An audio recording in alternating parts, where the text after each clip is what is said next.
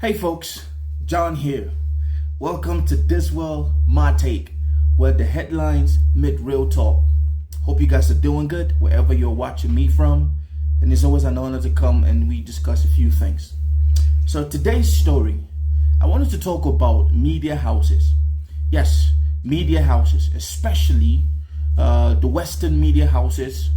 And what if I told you that sometimes all the news you get on some of these Western media houses is just plain propaganda? It's just surface level news? What if I told you that some of these media houses, they actually suppress the truth? Now, if you don't believe me, I want you to understand this. Recently, there was an article somebody shared with me about 100 BBC staffs who came out and said they had to quit because the media house asked them to suppress the news about, yes, the IDF, Israel. And if you've been following what has been happening recently, especially from the United Kingdom, you will know the whole situation of Bob Dylan, the guy who was at the Glastonbury Music Festival, and he was yelling, yes, I'm not going to say that because we all know that Big Brother YouTube is watching. And when I see things like this, I start asking myself this question: how many other media houses have staffs under pressure to actually suppress the truth? You know, growing up as a kid, I used to think that whatever that you see on Western media houses, the news, especially the CNN, the BBC, and so on and so forth, they were nothing but the truth. But what if I told you that we are now living in parallel worlds where the elites try to suppress? Now, I know that studying political sciences back in the university, we were told that one of the most powerful tools in any country is actually media houses. And for some reason, I didn't think that that was actually the whole truth.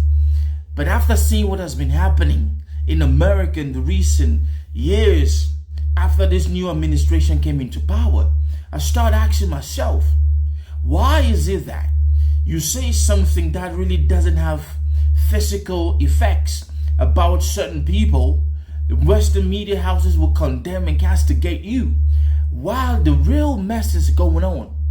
Now, ladies and gentlemen, these BBC staffs, they are all human. They decided that you know what? We are not going to tell lies anymore.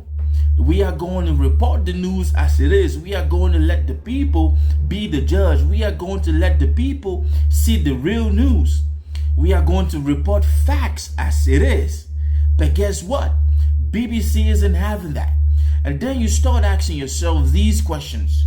Who actually controls some of the Western media houses around the world? Yes, we all know of the Fox, the CNN, the NBCs, and so on and so forth. You ask yourself these questions. If these folks are controlling the narratives of the news, whatever happened to humanity? We all know the situation is very dire in the Gaza Strip. We all know who the oppressor is. We all know who the aggressor is. We all know who is actually committing genocide.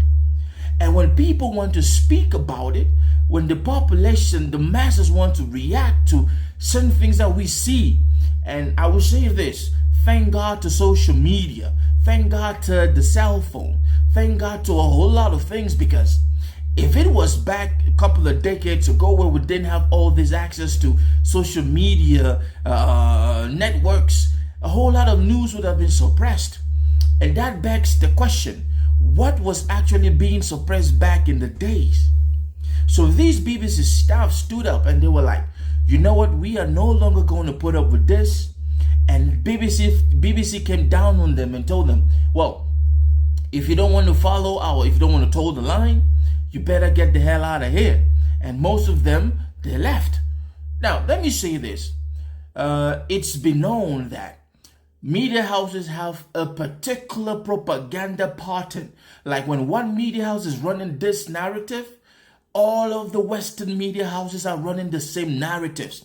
We have seen it over and over again, especially when it comes to developing worlds, especially when it comes to situations where their allies are perpetrating something very, very nasty and something genocidal.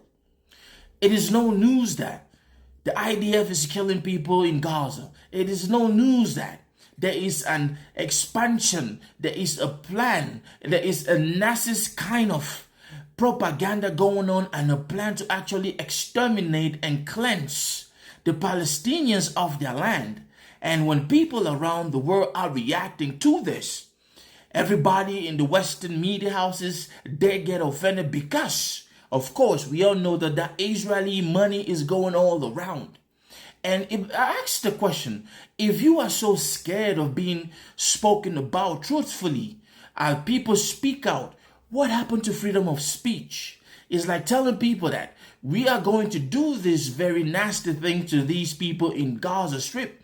We are going to starve them. We are going to kill those that are coming for aid. We are going to disproportionately just bomb the hell out of your place, your land, and make it ours. We are going to settle in your place. But no, nobody can speak about it.